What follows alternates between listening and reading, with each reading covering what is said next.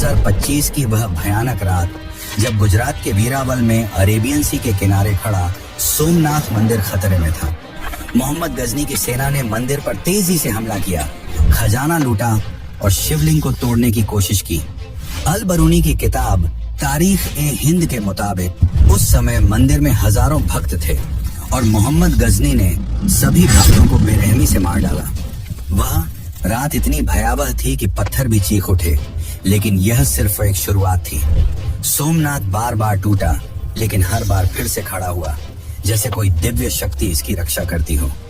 क्या यह सिर्फ एक मंदिर है या इसमें कोई ऐसी ताकत छुपी है जो समय और तूफान दोनों को हरा देती है? क्यों सोमनाथ को भारत की आत्मा कहा जाता है और कैसे यह हजारों साल पुराना शिवलिंग आज भी अपनी चमक बरकरार रखता है? सोमनाथ मंदिर, जो भगवान शिव के 12 ज्योतिर्लिंगों में पहला माना जाता है, सिर्फ एक तीर्थ स्थल नहीं बल्कि रहस्यों का एक बड़ा खजाना है। कहते हैं यहाँ का शिवलिंग कभी हवा में तैरता था। क्या यह पुराने भारत की इंजीनियरिंग का अद्भुत नमूना था या कोई दिव्य शक्ति का राज? और वह स्यमंतक मणि जो महाभारत के मुताबिक भगवान कृष्ण से जुड़ी थी, क्या वह आज भी मंदिर के गर्भगृह में कहीं छुपी है? 2020 में जब IIT गांधीनगर के पुरातत्व विशेषज्ञों ने मंदिर के नीचे खुदाई की तो एक 3 मंजिला इमारत का पता चला। एक ऐसा ढांचा जो शायद हजारों साल पुराना है। ये किसका रहस्य है? क्या यह रावण के समय का है या कोई और पुराना सीक्रेट? और वह बाण स्तंभ जो 6ठी सदी के शिलालेख के साथ कहता है कि यहाँ से अंटार्कटिका तक कोई जमीन नहीं आती। ये बात आज आधुनिक विज्ञान भी मानता है, लेकिन उस समय के लोगों को यह ज्ञान कैसे मिला जब न सैटेलाइट थे न ही नक्शे? सोमनाथ की कहानी सिर्फ हमलों और तूफान की नहीं बल्कि पौराणिक कथाओं से भी जुड़ी है। स्कंद पुराण कहता है कि यह मंदिर चंद्रदेव ने बनाया जब उन्होंने दक्ष के श्राप से मुक्ति पाने के लिए यहाँ शिव जी की तपस्या की। यह वह स्थल है जहाँ त्रिवेणी संगम, कपिला, हिरण और सरस्वती नदियों का मिलन होता है। कहते हैं सतयुग में चंद्रदेव ने इसे सोने से बनाया, त्रेता युग में रावण ने चांदी से और द्वापर युग में भगवान कृष्ण ने चंदन की लकड़ी से। लेकिन क्या यह सिर्फ कथाएं हैं या इनमें कोई सच्चाई छुपी है? और अगर यह सच है तो वह सोने चांदी के मंदिर कहाँ गए? और दोस्तों, सोमनाथ के आसपास बहती गोमती नदी का एक अजीब रहस्य है। हर रोज सुबह इसका पानी बढ़ता है और रात को घट जाता है। वैज्ञानिक इसे समझ नहीं पाए, लेकिन स्थानीय लोग कहते हैं यह शिव की माया है। और वह अरेबियन सी जो हजारों साल से मंदिर के पास बहता है, उसने कभी इसे नुकसान नहीं पहुंचाया। कई तूफान आए, समुद्र के उफनते पानी ने दुनिया के कई हिस्सों को तबाह किया, लेकिन सोमनाथ अपनी जगह पर अडिग रहा। क्या यह सिर्फ संयोग है या प्रकृति खुद इस मंदिर की रक्षा करती है?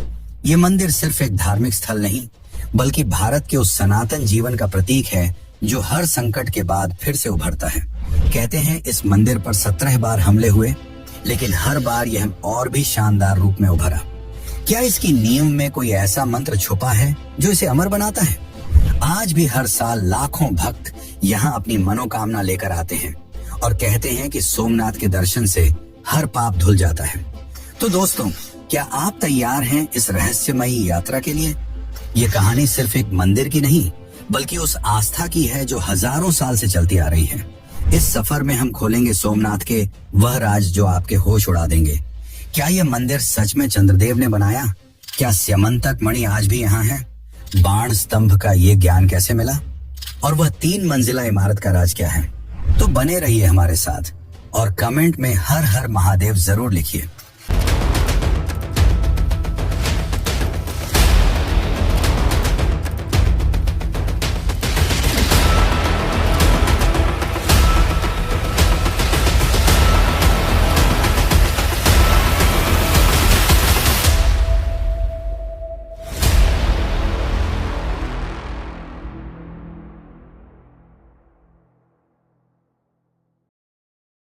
सोमनाथ मंदिर की कहानी शुरू होती है एक ऐसी दुनिया से जहां देवता और असुर एक साथ रहते थे।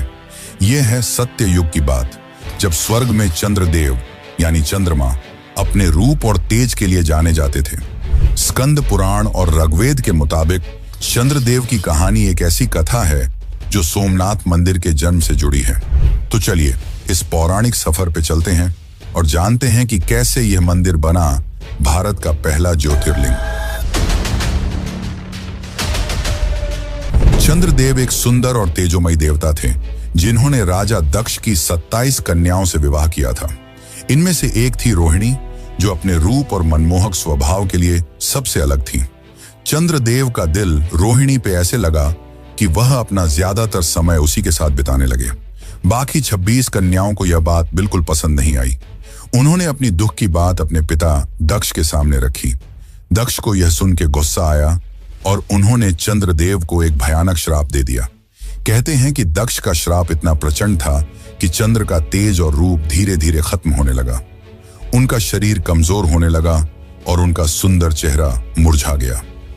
क्या यह श्राप चंद्रदेव को हमेशा के लिए खत्म कर देता, या कोई ऐसी शक्ति थी जो उन्हें बचा सकती थी? बिल्कुल बेबस और दुख में डूबे चंद्रदेव ने देवताओं के देवता ब्रह्मा जी से मदद मांगी। ब्रह्मा जी ने उन्हें एक रास्ता दिखाया। जाओ, धरती पर प्रभास पाटन के उस पवित्र स्थल पर जाओ जहां त्रिवेणी संगम है। वहां भगवान शिव की तपस्या करो।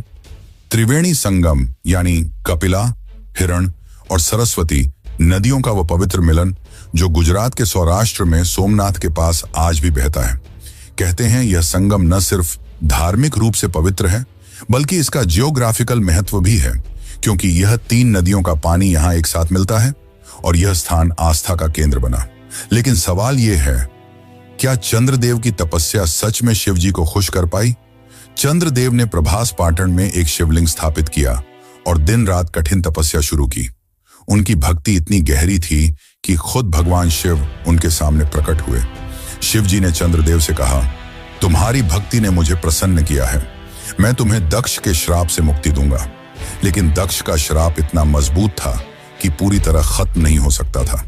तो शिव जी ने एक वरदान दिया, तुम्हारा तेज हर महीने 15 दिन तक घटता रहेगा, लेकिन अगले 15 दिन में फिर से पूर्ण हो जाएगा। इसी वजह से आज भी हम चंद्रमा को शुक्ल पक्ष में बढ़ते और कृष्ण पक्ष में घटते देखते हैं। लेकिन यह कथा यहीं नहीं रुकती। चंद्रदेव ने शिव जी से एक और वरदान मांगा, प्रभु आप इस शिवलिंग में हमेशा के लिए विराजमान रहिए। शिव जी ने यह वरदान भी स्वीकार किया और तब से यह शिवलिंग सोमनाथ के नाम से जाना गया। सोम के नाथ यानी चंद्र के भगवान। लेकिन दोस्तों, सोमनाथ की पौराणिक कथा इससे भी गहरी है। स्कंद पुराण के मुताबिक यह मंदिर सिर्फ एक बार नहीं, बल्कि हर युग में अलग अलग रूप में बना। सत्य युग में चंद्रदेव ने इसे सोने से बनाया। कहते हैं वह मंदिर इतना चमकता था कि उसका तेज स्वर्ग तक जाता था। फिर त्रेता युग में रावण, जो शिव का बड़ा भक्त था, ने इसे चांदी से बनवाया और द्वापर युग में भगवान कृष्ण ने अपने हाथों से इसे चंदन की लकड़ी से सजाया। लेकिन यह सोने चांदी के मंदिर कहां गए? क्या यह सिर्फ कथाएं हैं या इनमें कोई सच्चाई छुपी है? और अगर यह सच है तो क्या वह पुराने ढांचे आज भी कहीं मंदिर के नीचे छुपाए हैं? और एक बड़ा सवाल, त्रिवेणी संगम का यह स्थान क्यों इतना खास है? कहते हैं यहाँ का पानी न सिर्फ शरीर को शुद्ध करता है, बल्कि मन को भी शांति देता है। स्थानीय लोगों का मानना है कि यहाँ स्नान करने से हर भक्त के दुख दूर होते हैं। लेकिन क्या यह संगम सिर्फ आस्था का प्रतीक है या इसके पीछे कोई और रहस्य है? सोमनाथ मंदिर के इस पहले ज्योतिर्लिंग का राज क्या है जो हजारों साल से लोगों के दिल में बसा है? तो दोस्तों, यह थी सोमनाथ की पौराणिक कथा, लेकिन यह सिर्फ शुरुआत है। इस कथा के बाद हम जानेंगे कि कैसे यह मंदिर बार बार टूटा, लेकिन हर बार फिर से खड़ा हुआ। क्या वह स्यमंतक मणि जो कृष्ण से जुड़ी थी आज भी यहाँ छुपी है? और क्या यह मंदिर सिर्फ आस्था का स्थल है या इसमें कोई पुरानी तकनीक का राज छुपा है? कमेंट में हर हर महादेव जरूर लिखिए और बने रहिए हमारे साथ इस अद्भुत यात्रा में। चलिए आगे बढ़ते हैं सोमनाथ के इतिहास और रहस्यों की तरफ। कहते हैं यह मंदिर सिर्फ पत्थर का ढांचा नहीं, बल्कि भारत की सनातन शक्ति का प्रतीक है। लेकिन सवाल यह है, कैसे यह मंदिर इतने बड़े बड़े हमलों के बावजूद जिंदा रहा? क्या इसकी नींव में कोई ऐसा राज छुपा है जो इसे अमर बनाता है? चलिए शुरू करते हैं सोमनाथ के इतिहास के इस अद्भुत सफर को, जहां हर कदम पर है विनाश और पुनर्जन्म की कहानी। ये बात है 9वीं सदी की, जब गुर्जर प्रतिहार वंश के राजा नागभट्ट द्वितीय, जो 825 से 833 ईस्वी तक राज किया, सोमनाथ के पवित्र स्थल पर आए। इंस्क्रिप्शंस के मुताबिक उन्होंने यहाँ के सोमेश्वर शिवलिंग के दर्शन किए और इसकी महिमा को और बढ़ाया। उस समय सोमनाथ एक बड़ा तीर्थ स्थल था जहां लोग दूर दूर से आते थे। फिर आई 10वीं सदी, जब चालुक्य वंश के राजा मूलराज ने यहाँ एक शानदार मंदिर बनवाया। कहते हैं यह मंदिर इतना भव्य था कि उसकी चमक समुद्र के पार तक जाती थी। लेकिन क्या यह मंदिर सच में मूलराज ने बनवाया या यह सिर्फ एक कथा है? और अगर यह सच है तो क्या उस मंदिर का कोई हिस्सा आज भी यहाँ छुपा है?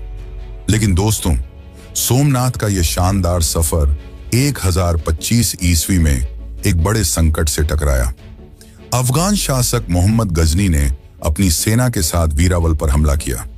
अल बिरूनी, जो उसके साथ था और उसने तारीख़ हिंद लिखी, कहता है कि सोमनाथ का खजाना इतना बड़ा था कि उसकी चमक दुनिया भर में मशहूर थी। गजनी ने मंदिर का खजाना लूटा और शिवलिंग को भी नुकसान पहुंचाने की कोशिश की। हजारों भक्तों ने अपनी जान गंवाई, लेकिन मंदिर की रूह को कोई नहीं मिटा सका। क्या यह मंदिर सिर्फ अपने खजाने के लिए निशाना बना या इसके पीछे कोई और बड़ा राज था? फिर आया 1299 ईस्वी का वह समय जब दिल्ली सल्तनत के अलाउद्दीन खिलजी के सिपाही उलूग खान के लीडरशिप में सोमनाथ पर दोबारा हमला किया। इस बार भी मंदिर का खजाना लूटा गया और उसकी भव्यता को नुकसान पहुंचा। लेकिन एक नायक उभरा, जालौर का वीरमदेव, जिन्होंने खिलजी की सेना के खिलाफ लड़ाई लड़ी और कुछ खजाने को वापस लेने की कोशिश की। कहते हैं वीरमदेव की हिम्मत ने मंदिर की रूह को जिंदा रखा। लेकिन क्या वह खजाना कभी पूरा वापस आया? सोमनाथ का यह विनाश यहीं नहीं रुका। 1395 ईस्वी में जफर खान ने, जो गुजरात का गवर्नर था, मंदिर पर फिर से हमला किया। फिर 1451 ईस्वी में महमूद बेगड़ा ने इसे निशाना बनाया और सबसे बड़ा संकट आया 17वीं सदी में, जब मुगल शासक औरंगजेब ने 1665 और 1206 में मंदिर को पूरा वीरान कर दिया। कहते हैं उस समय मंदिर के पत्थर भी टूट चुके थे और भक्त दूर दूर तक बिखर गए। लेकिन सवाल यह है, इतने बड़े हमलों के बावजूद सोमनाथ का नाम क्यों जिंदा रहा? क्या यह मंदिर सिर्फ एक स्थल था या इसमें कोई ऐसी शक्ति थी जो हर बार इसे जिंदा करती थी? लेकिन दोस्तों, सोमनाथ की कहानी सिर्फ विनाश की नहीं बल्कि पुनर्जन्म की भी है।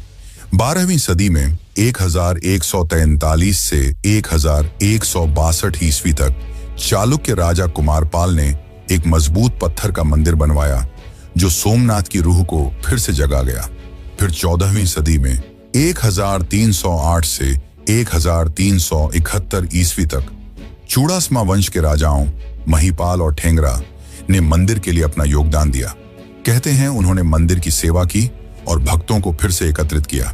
लेकिन असली चमत्कार हुआ 1883 ईस्वी में, जब मराठा रानी अहिल्याबाई होलकर ने सोमनाथ के लिए एक नई रोशनी जलाई।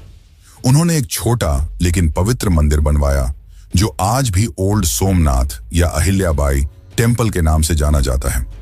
अहिल्याबाई के इस काम ने सोमनाथ की रूह को हमेशा के लिए जिंदा रखा और उनका यह मंदिर आज भी उसी शक्ति को लेकर चलता है। और फिर आया वह पल जो सोमनाथ के इतिहास का सबसे शानदार दौर था, 1950 ईस्वी।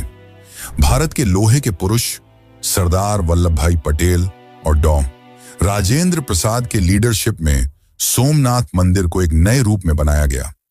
11 मई 1951 को जब यह मंदिर दोबारा खुला तो लाखों लोगों ने हर हर महादेव के नारे लगाए।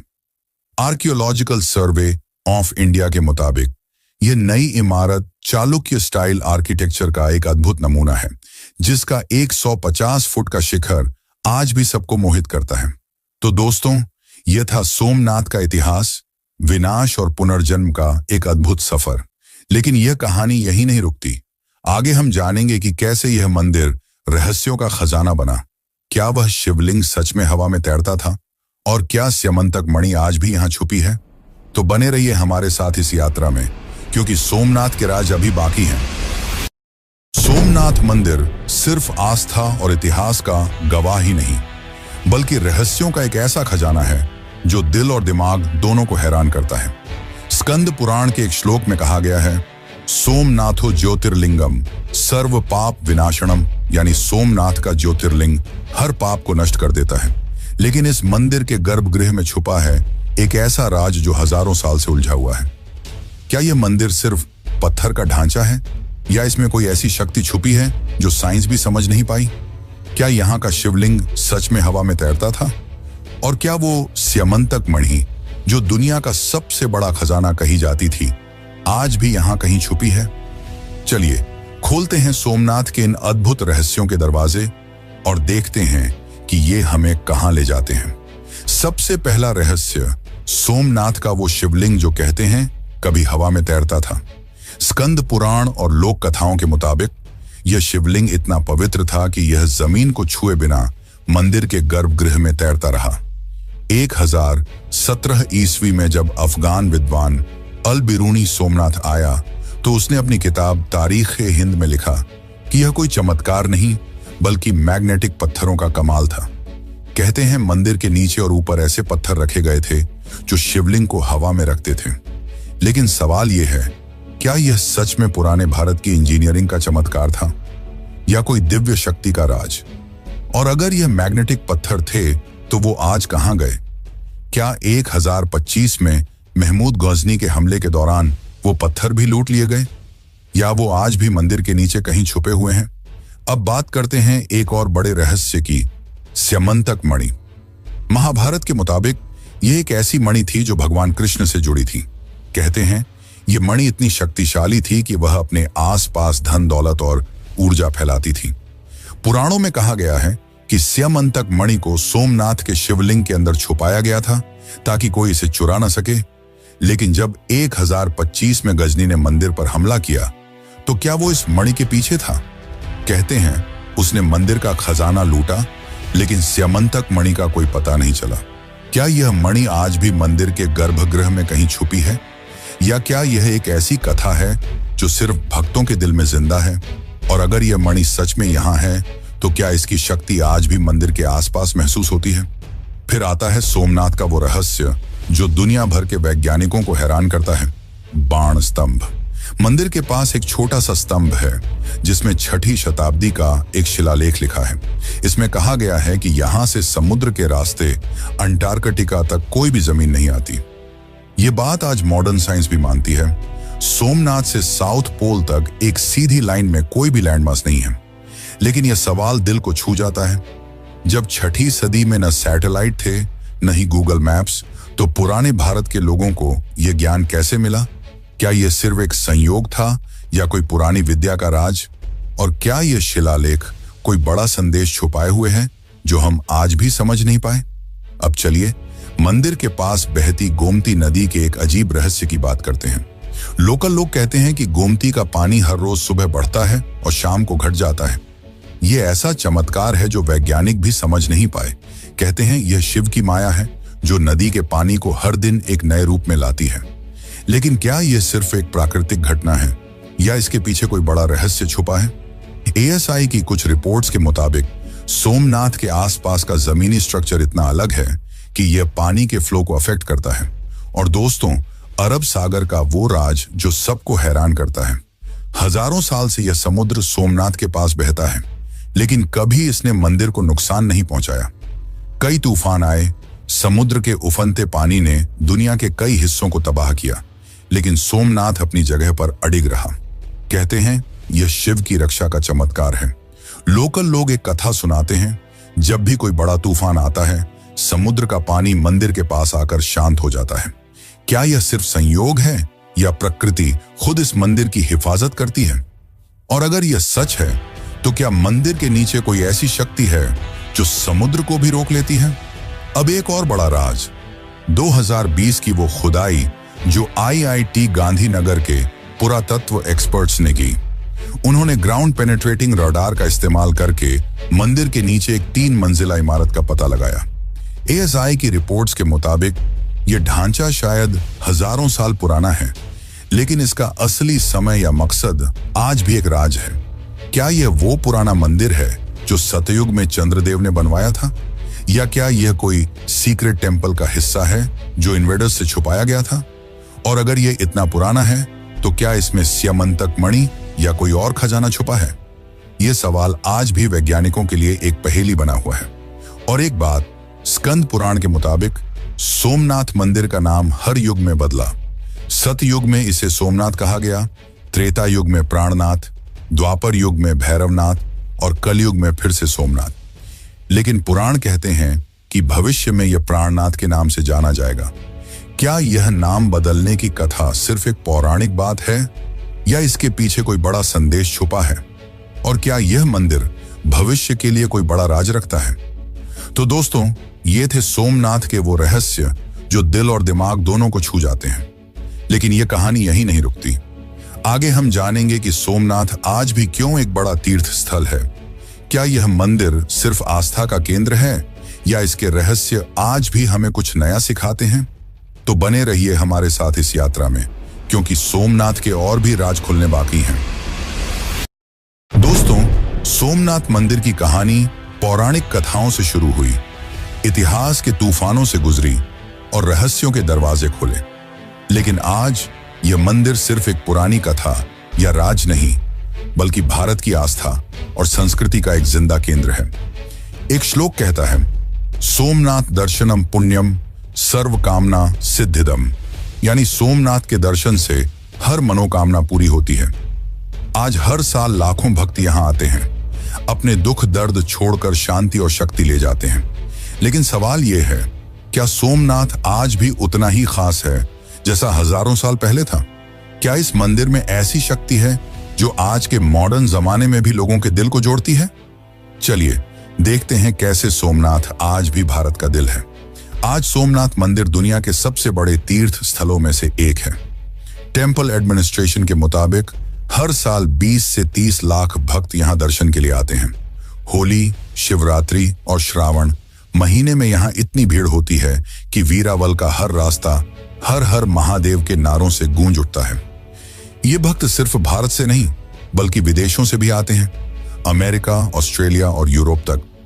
कहते हैं यहां का शिवलिंग आज भी वही शक्ति रखता है जो चंद्रदेव के समय में था। लेकिन क्या यह सिर्फ आस्था है या इस मंदिर के पत्थर और हवा में कुछ खास बात छुपी है? और क्यों लोग आज भी यहां अपनी जिंदगी के सबसे बड़े सपने लेकर आते हैं? सोमनाथ की शानदार इमारत आज के जमाने में भी सबको मोहित करती है। आर्कियोलॉजिकल सर्वे ऑफ इंडिया के रिकॉर्ड्स के मुताबिक यह मंदिर चालुक्य स्टाइल आर्किटेक्चर का एक अद्भुत नमूना है।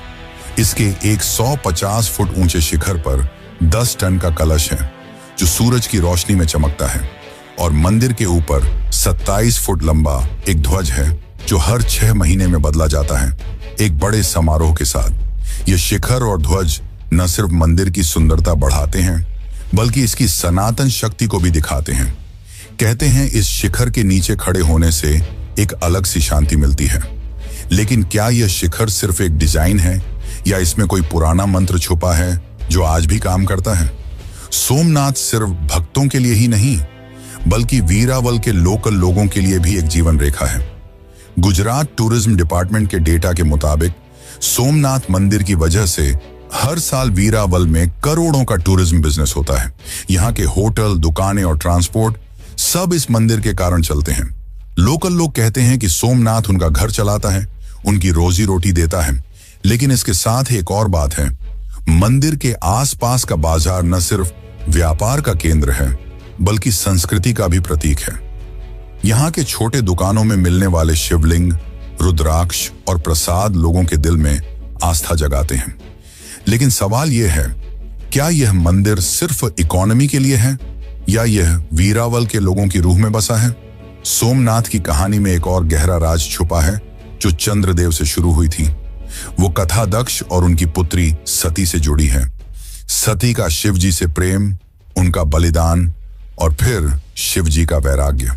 ये कथा सोमनाथ के ज्योतिर्लिंग से एक गहरा संबंध रखती है क्योंकि शिव जी की शक्ति यहाँ हर पल महसूस होती है। अगर आप इस कथा को और गहराई से जानना चाहते हैं तो हमारी सती कथा वाली वीडियो जरूर देखें। एक ऐसी कहानी जो आपके दिल को छू जाएगी और शिव सती के प्रेम को एक नए रूप में दिखाएगी। लिंक डिस्क्रिप्शन में है, तो अभी जाकर देखो और उस रहस्य को खोलो।